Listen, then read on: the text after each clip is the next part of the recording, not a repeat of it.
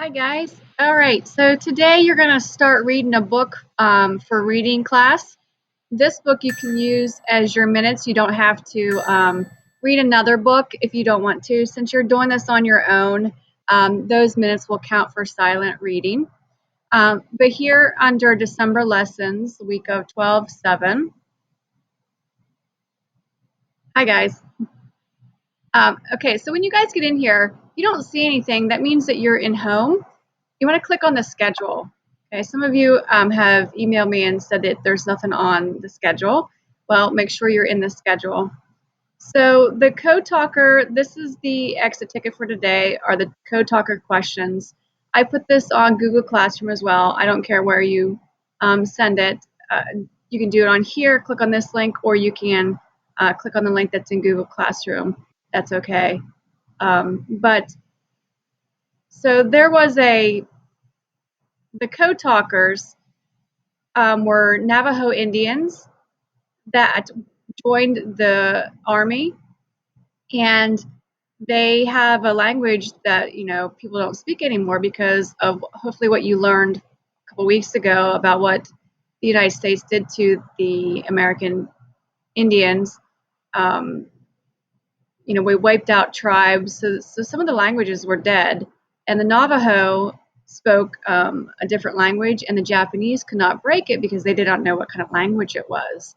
So this is another neat story about people and what they did for our country during World War II. Now, you can either flip through this and read it yourself, or you can listen to it on YouTube. I found one. I'm going to play pages 1 through 3 just to get you started. It's not very loud. I'm going to play it on my speaker here at school, so you may hear echoes, but make sure that you're reading this story. It's called Code Talkers. And you have a book report that will be on Flipgrid that needs to be due January 4th. The link is not on Classroom yet for Flipgrid. I will get that on probably before Christmas, maybe next week. I don't know if anybody will finish this book by then, but it will be there. So make sure you look for that link. So we'll listen to pages 1 through 3 of Code Talkers.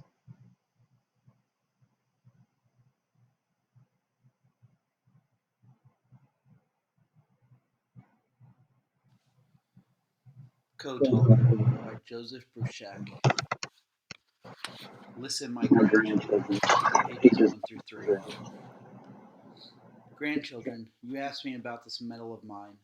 There is much to be said about it. This small piece of metal holds a story that I was not allowed to speak for many winters. It is the true story of how Navajo Marines helped America win a great war.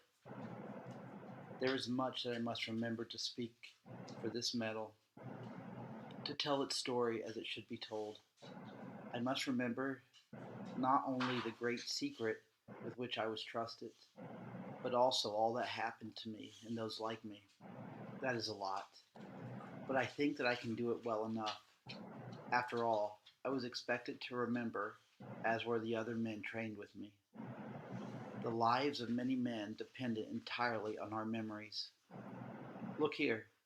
The man you see riding a horse on the back of this medal was an Indian. He is also one of those raising that flag there behind him. I knew him when we were both young men. His name was Ira Hayes. He was a fine person, even though he was not one of our people, but Acamel Odom, a Pima Indian. We both fought on a distant island far off in the Pacific Ocean. There was smoke all around us from the exploding shells, the snapping sound of Japanese 25 caliber rifles, the thumping of mortars, and the rattling of machine guns. We could hear the pitiful cries of wounded men, our own Marines, and the enemy soldiers too. It was a terrible battle, but our men were determined as they struggled up that little mountain. On top of it is where Ira was photographed, raising the flag of Nehima. I was not one of those who fought on the top of Mount Suribachi, but I had my own special part to play. I helped send the message about our success, about the brave deeds so many Marines did that day for Nahima. Nahima, our mother, that is the Navajo word we choose to mean our country, the United States.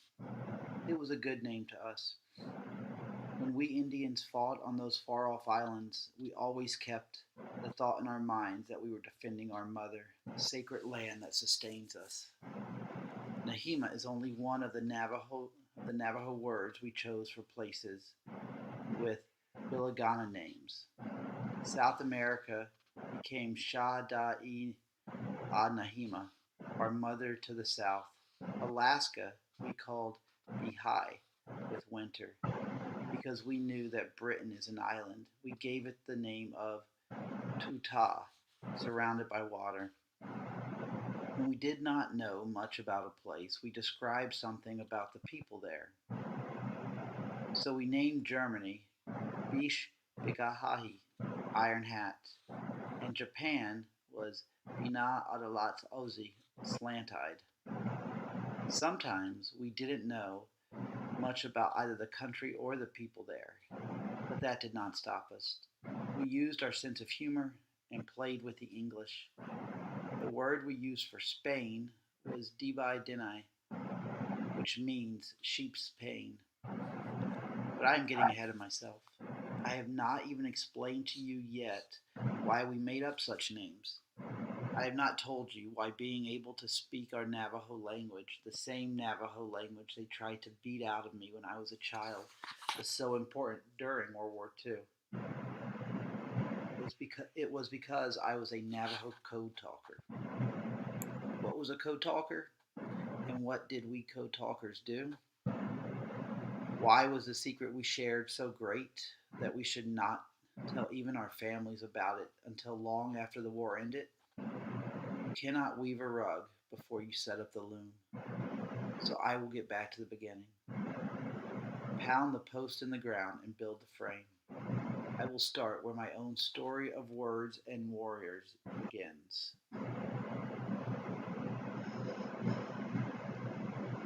Okay, so if you want to listen to chapter 1, I'm sure that's right after here.